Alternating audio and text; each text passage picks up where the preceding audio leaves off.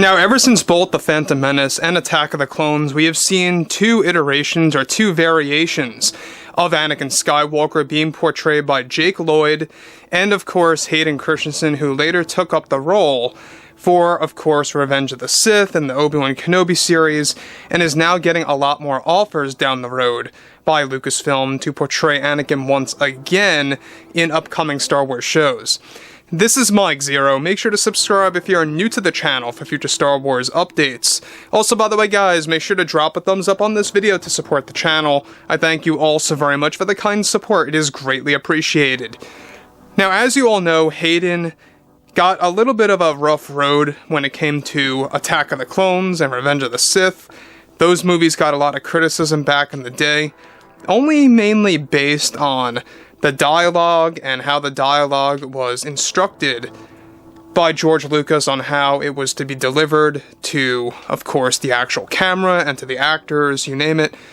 But at the end of the day, you know, when comparing the prequels to the sequels, I think it really made fans realize that the prequels really weren't all that bad as they seemed to be multiple years ago. Now, with that being said and all, Hayden has signed a multi-show contract deal. He is going to be involved in over 10 Star Wars projects. However, there is one in particular that a lot of difficulty started to arise with and really kind of cause a lot of problems with new, of course, ILM technology, and we're going to be diving into all of this in just a second. Now, with that being said, we already know that Hayden is very well aware that the Kenobi series got criticism. He openly stated this about, 3 months ago, saying that he loved working on the show and was a little sad to see that some people did not like it. However, with Lucasfilm getting ready to give fans a very young version of Ahsoka Tano in her own series in the form of flashbacks and visions apart from Rosario Dawson, they are also preparing to do something very big for Anakin in an upcoming Star Wars TV series that is set to evolve him as a character in a very unexpected way. Now, it's described that for a new mystery Star Wars project that is intended to release on Disney Plus sometime in 2025 is set to involve many flashbacks of Anakin Skywalker.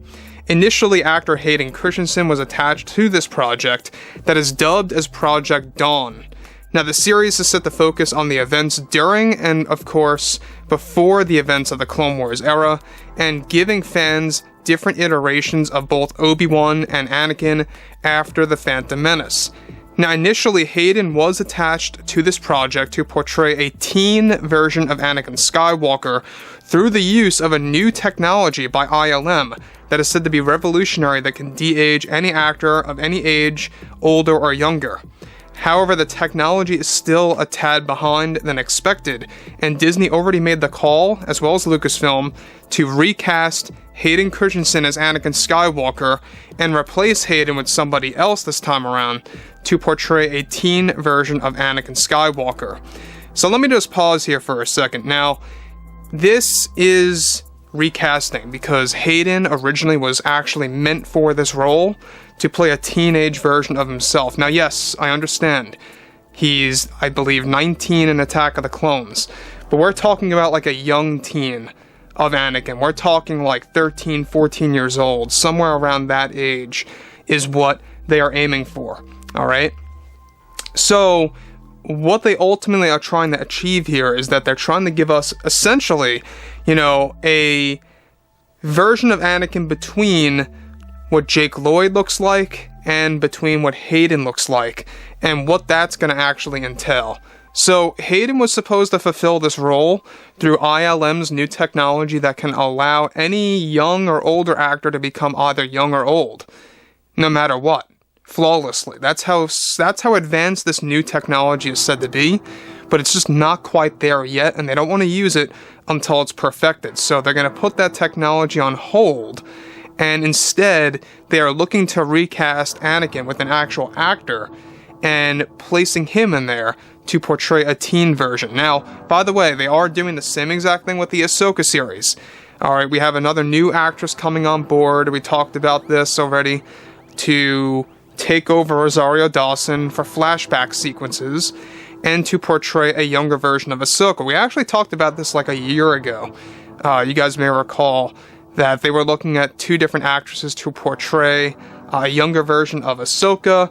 One of them, by the way, that did not get the role that was supposed to get it was Laura Harrier. You may remember her from Spider-Man Homecoming, I believe it was. She plays Liz. She was actually up for the role, but she backed out, and they got somebody else now.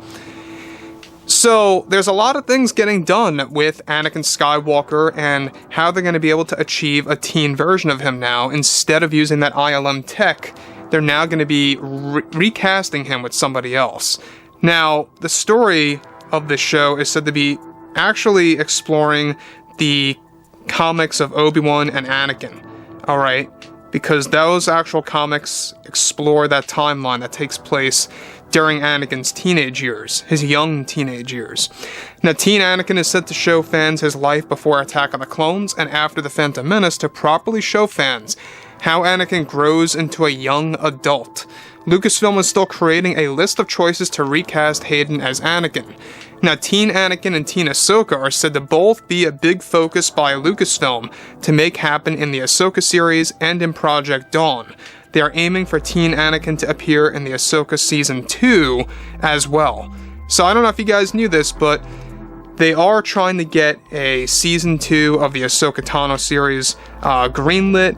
John and Dave have been endlessly pitching this to the Disney higher-ups to make it a reality, and it is happening. Alright? Disney higher-ups are loving this idea. They want to turn the Ahsoka show into a multi-season show and not just a limited series. So that's the good news about that. The other thing about this is that you can see a common trend here, right, when it comes to Disney. We can see that they kind of like giving us baby iterations of characters. We got, Baby Grogu, or Baby Yoda as they called them, and they called him Grogu. And they even had, Baby Groot in the Marvel Cinematic Universe. You can see the trend here. They did Baby Ahsoka in the Tales of the Jedi series. Now the new trend is that they want to give us teenage versions of these beloved characters that we all never really got to see during those years in live action.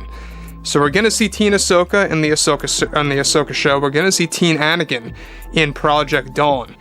To be honest, I'm most excited for teen Anakin because not only is it going to be a new actor playing the role, as much as I love Hayden, I think that they may have made the right call here regardless of how great the ILM technology really is. But they made the right call by recasting to a degree. If it's going to be a flawed technology, don't use it just yet and get somebody else to play the role. I have no problem with that because after all, again, we're talking about like a 13 to 14-year-old Anakin here. It's best to really just give us a very natural look to the character, and that's what they're going to do. So that's another thing to look forward to, and I think a lot of fans are really going to love this. I mean, when we saw that transition from Jake Lloyd to becoming, Anakin and as well as for Hayden, we're going to now get something similar where it kind of goes backwards. So anyways, drop a comment below. Let me know what you guys have to say about all this below in the comments, and if you guys did enjoy the content for today, make sure to drop a thumbs up on this video to support the channel. I thank you all so very much for the kind support, and I'll catch you guys next time.